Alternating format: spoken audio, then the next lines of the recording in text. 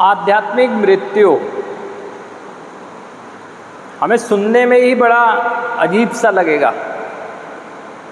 और जब ये कह दिया जाए कि हम सब पास्ट के जीवन को एक आध्यात्मिक मृत्यु के दौर से गुजरकर जीते हुए आए हैं, तो हमें और भी आश्चर्य होगा कि ये किस मृत्यु की बात कर रहे हैं।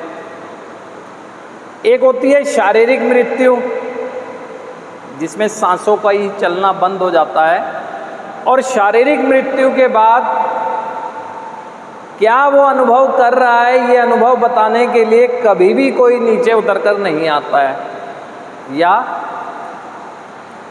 वो नहीं आकर ये बयां कर पाता है कि मेरी शारीरिक मृत्यु के बाद मेरे कर्मों का लेखा जोखा जो हुआ उसमें मुझे क्या प्राप्त हुआ या क्या मुझसे छिना, कुछ नहीं बता सकता।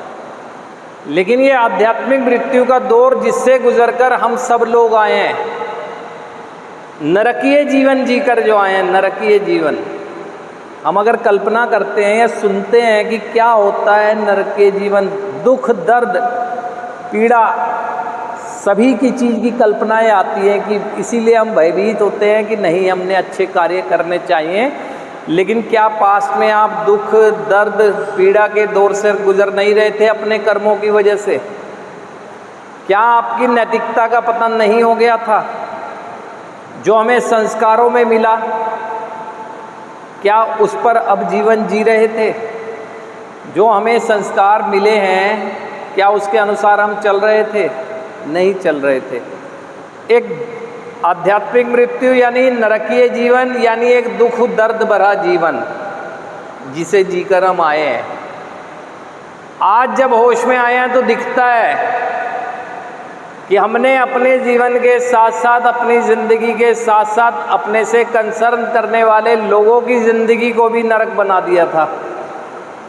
वो भी दुख तनाव चिंता, कई तरह से अवसाद, कई तरह से डरों के भाव में जीने पर मजबूर हो रहे थे, जबकि वो कर्म खुद ठीक कर रहे थे, लेकिन हमारे कर्मों के प्रभाव की वजह से इस दौर से गुजर के आए हैं हम सब लोग। और अगर कहते हैं नहीं आए हैं, तो आज जब पलट कर देखते हैं तो आज फिर देखते हैं तो अगर हमें अच्छा दिख रहा है कि पास्ट का जीवन बहुत अच्छा जी रहा था, तो फिर आज फिर अफसोस क्यों कर रहे हैं? क्योंकि आप वास्तविकता जानते हैं, वास्तविकता जानते हैं कि जिस जीवन को मैं जी रहा था, होश में ना होने